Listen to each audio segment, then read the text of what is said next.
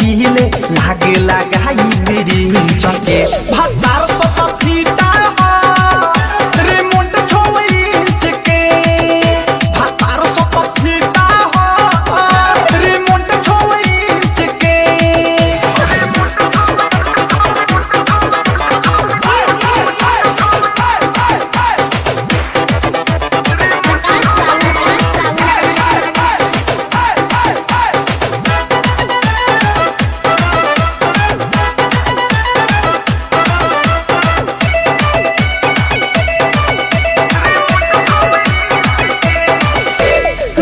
शाम चाहे सूबे हमरा के गोदी उठा के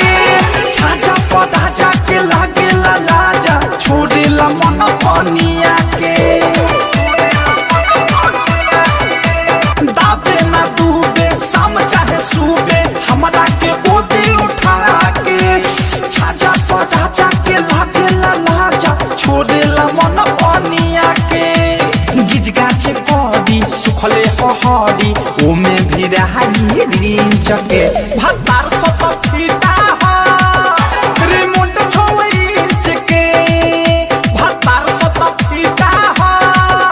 रिमोट 6 इंच के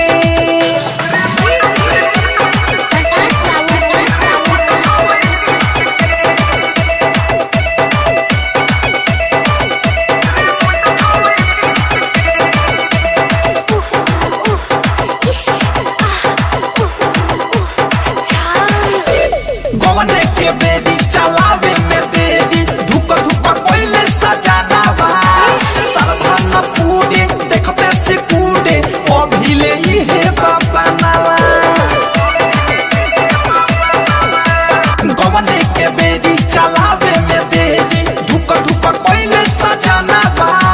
सरधा न पूडे देखते से कूडे अभिले ही है बाबा नावा धर के लाजिया कोई सुनबा पिया पड़े जरूरी सिरिंच चके भातार सत फीटा रिमोट 6 इंच के राजा जी सत फीटा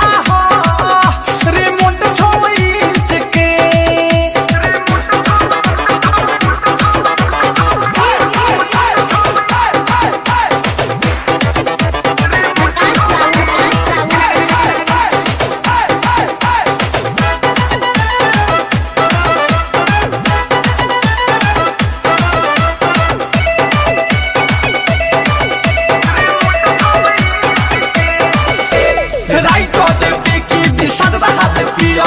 बुझे ना कबहू भावना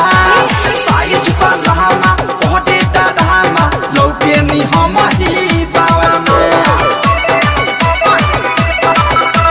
राइट कोटे बिकी विशाल पियो बुझे ना कबहू भावना साइज बलहामा कोटे डाढ़ामा लौके नी हम ही बावना अवधे से प्रेमी मुकेश पर कास से काम चलाई बगीचा के